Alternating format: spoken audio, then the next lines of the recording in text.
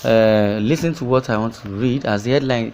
It says, a misguided bigot, deceiver, and opportunist, Solomon Semanta says over activist Aisha Yesufu.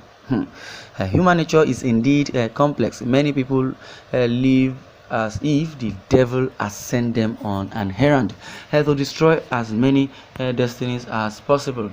They are so bad that the evil and the devil is afraid of them.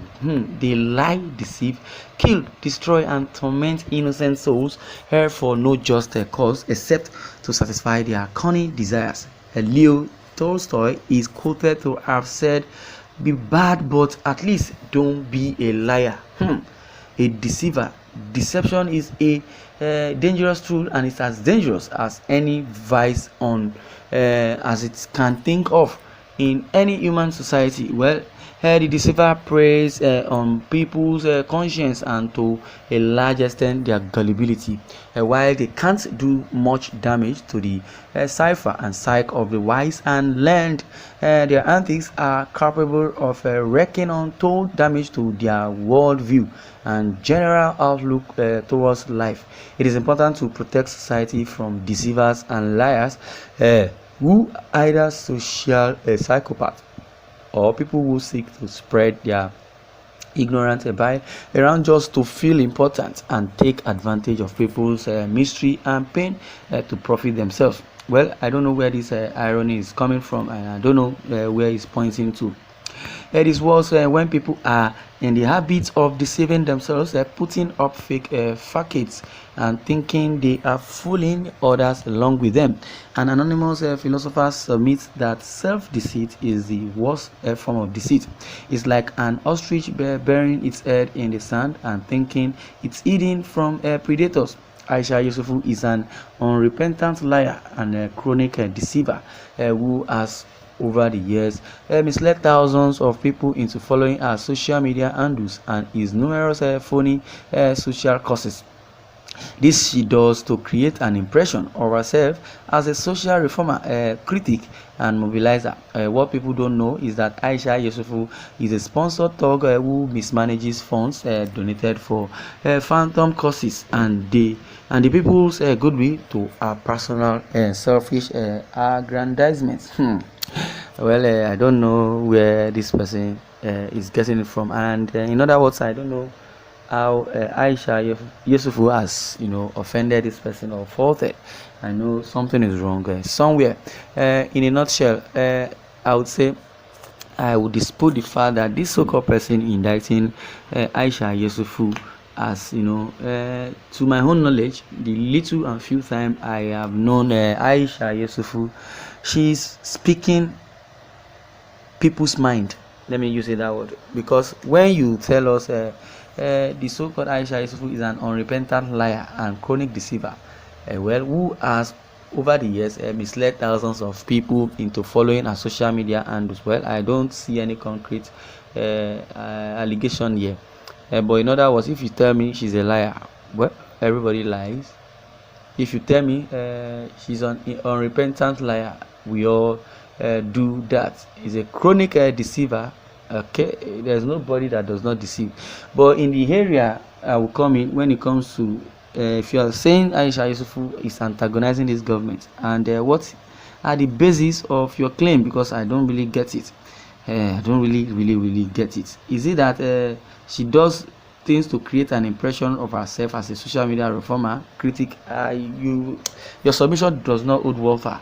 But let me see. The more I read, maybe we could understand what this person simply means. But the few ones I've read, I believe Aisha Yesufu has done nothing wrong, if going by that statement.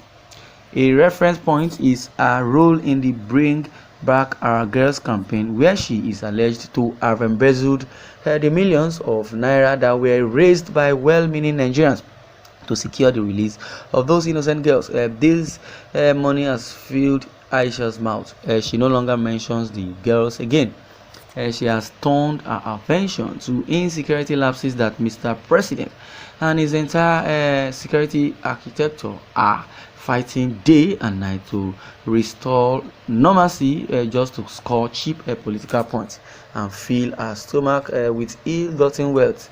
Aisha is like a vulture who goes only where there are carcasses, but this time around she will be hungry for a while. Well, okay, now my people, you've listened to this. This is the bone of contention. Aisha Yesufu, according to the so-called man, he said Aisha Yesufu embezzled.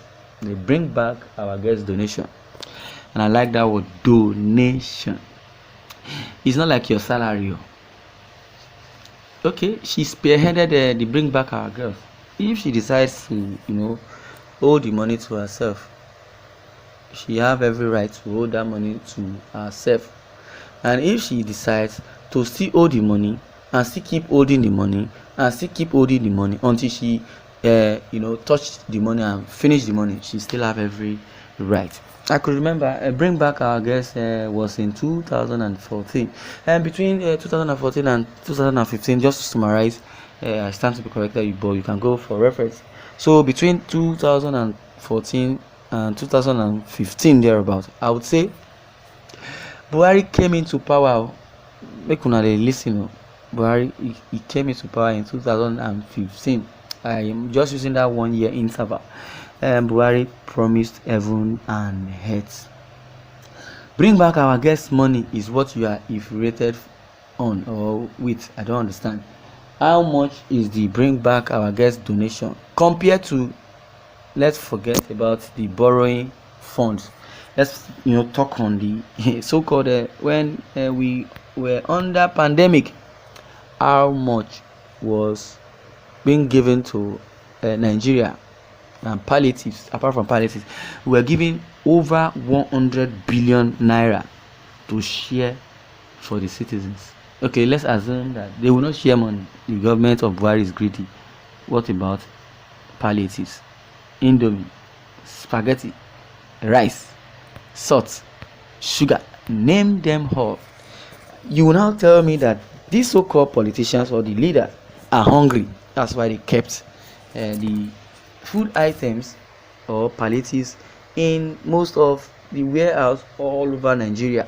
And one politician or senator or thereabout now came out, said, I was planning to gift it out during my birthday. Sorry, I go my birthday they come. Mo fẹ́ pè ní ọjọ́ birthday. And people are suffering. People are suffering. From January till that time, people have no means to survive. Money you were supposed to share, you didn't share it.